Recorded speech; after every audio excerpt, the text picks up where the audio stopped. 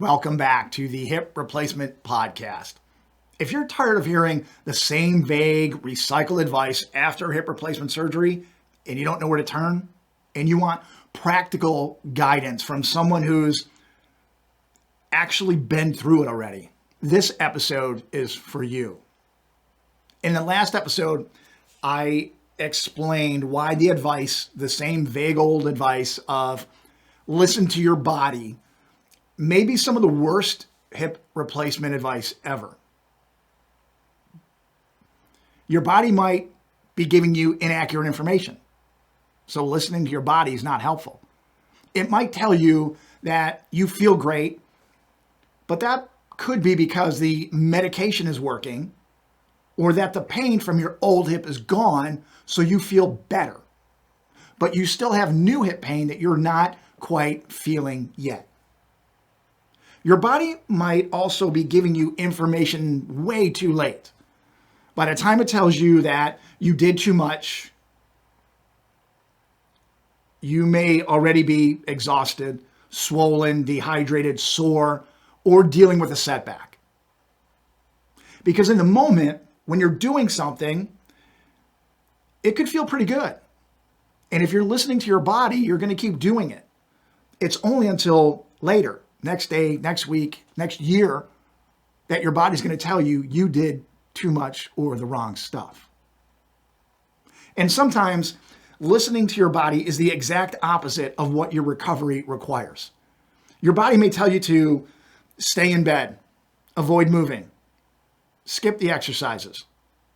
But the surgeon, physical therapist, or your recovery plan may tell you that it's time to get up, go for a walk, and start rebuilding your strength.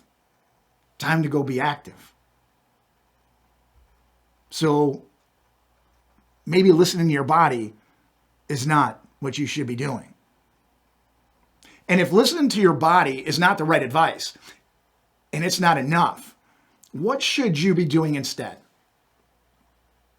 Here's my advice after more than a decade with 2 new hips. You ready for this incredible advice? Life-changing advice? Here it is. Stay on plan. Stay on plan. You could also think of it like this. Follow the yellow brick road. You may have heard of that famous guidance somewhere. People have successfully recovered from hip replacement before you. Many, hundreds of thousands, millions of people have done an incredible recovery. They've rebuilt their strength, returned to work, traveled, exercised, played with their grandchildren or kids, and lived active lives for many years with their new hips. And their experiences can help establish a path for you. You don't need to create anything new. The path is there. Your surgeon, the medical team, physical therapist, and anyone on that team, anyone in the medical field relevant to you can also help establish the path for you. You still need to do the work. You still need to walk the path, but you don't need to invent the road from scratch. You don't need to trailblaze alone through the dense forest. That's why this podcast was created, to provide a plan, to provide a path so that you have something to follow, so that you can have an incredible recovery and the absolute best life you can possibly live after a hip replacement surgery. And I think after my experience, after all this time with 2 hip replacements, I think a good hip replacement recovery plan should include 3 things. And a lot of people, unfortunately, miss these things. Number 1, set a high goal. Number 2, be consistent. And number 3, think long term. So we'll talk about those 3 in this episode. Set a high goal, be consistent, and think long term. Just 3 things. Let's start with the first one. Set a high goal. What do you actually want from your recovery? People want all different kinds of things. Some people want to go be incredible athletes. Some people just want to walk around the house. There's no right or wrong answer to all of those, but know which one you want because it'll drive what your recovery, what you're willing to do to get there. So what do you want from recovery? I don't mean like what you want to accomplish by the end of this week. I mean, what do you want your new hip to help you accomplish over the next several years or the rest of your life? Who do you want to be? What do you want to be known for? Do you simply want to walk without pain? Do you want to travel again? Do you want to play golf at a high level, swing hard, swing full, ride a bike, swim, hike as long as you want? Return to the gym and do full workouts? Or keep up with your kids or people much younger than you or your friends who have not had hip replacements? Maybe you just want to get through an ordinary day without constantly thinking about your hip pain. Your goal matters, again, because it gives your recovery direction. It tells you, it kind of moves you toward doing things or not doing things that would help or hurt you. But without a meaningful goal, it's easy to treat physical therapy, walking, stretching, and strengthening as a simple list of chores, which you'll eventually stop doing anyway. If it's not important to you, if what you want, what your goal is not that important to you, or if you don't have a goal, it's not going to be important to you, and all of those things that you should be doing, stretching, walking, staying active, staying hydrated, eating good food, all of that stuff will go to the wayside. But when you connect those actions to something important, they begin to have a purpose. You're no longer doing an exercise just because someone handed you a sheet of instructions, a sheet of exercises, or someone told you to do it. You're not going through the motions if it's important. You're doing it. You're doing the exercises, the stretches, the things you're supposed to be doing because you want to walk through an airport without pain or go on a hike regardless of the distance or the incline or the difficulty. You're doing it because you want to climb stairs confidently. You're doing it because you want to return to an active life. You're driven. You're driven to achieve something. That something doesn't need to be extraordinary, but it needs to be something. Set a goal that motivates you. Make it personal. Make it meaningful. Make it high enough that it gives you something worth working toward. Something to guide you when you don't want to do an exercise. Something to fall back on when a year from now, 2 years from now, you're in a little pain, you have some aches and pains, and you're deciding whether or not you should return to doing some of the physical therapy exercises or doing some exercises in general. If you have a goal, you will know the right answer. Number two in this have a plan, strategy, or guidance. Be consistent. A good plan only works when you follow it. You could have a mediocre plan, and if you follow it, it would be better than a great plan that no one follows. So for example, if you have all of these workouts and all this activity planned, but you don't do it, you just wasted your time on that plan. A good plan only works when you follow it. Be consistent. You don't need to have an incredible workout. You don't need to push yourself as hard as possible on one particular day. You need to stay on the path. Recovery is often built over the long term. From day zero of surgery, recovery is built through small actions repeated over time. Do the simple exercises your medical team recommends. Complete the stretches that give you more movement and more flexibility and less aches and pains. Walk when you're supposed to walk. Rest when your plan calls for rest. Attend your appointments. Ask questions of the doctors when something doesn't feel right.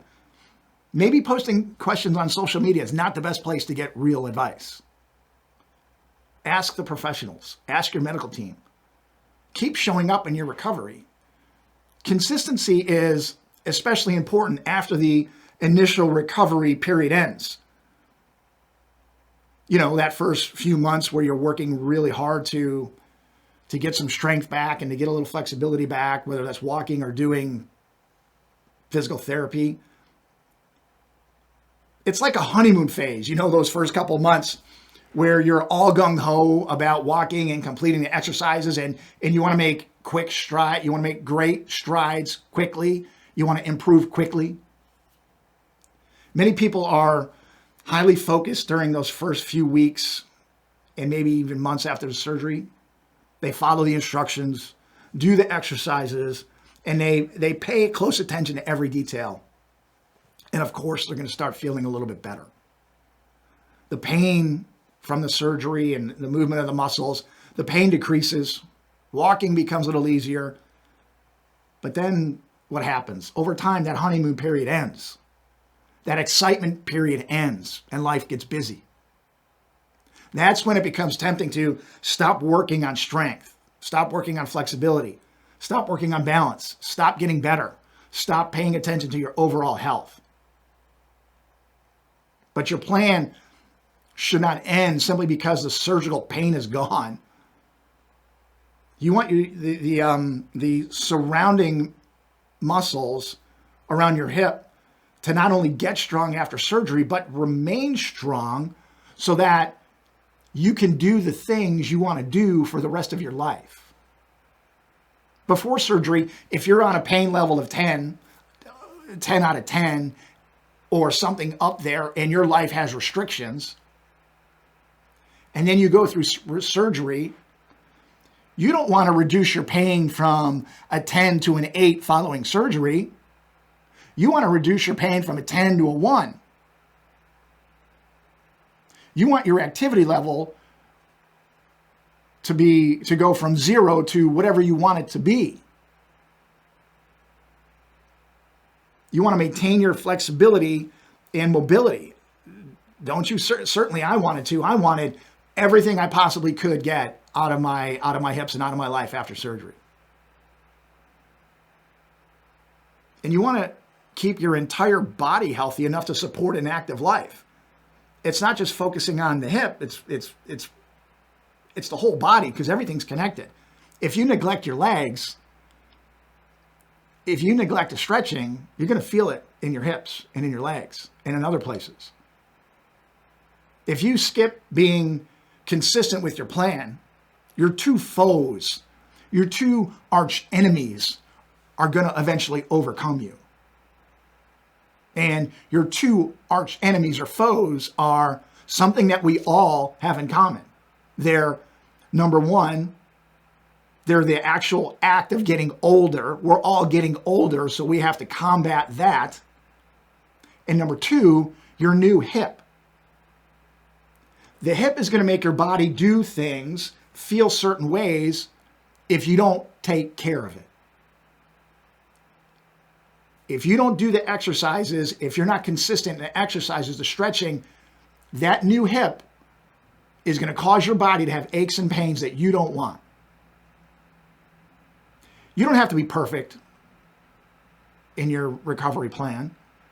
You don't have to do crushing workouts or spend half the day in the gym or half the day walking or anything like that. You just need to be consistent. Keep the blood flowing. Keep your muscles engaged. Do a little bit every day. Be consistent. You don't have to be grand consistent. You can be small consistent, and that'll work. Number 3 in the plan. Think long term.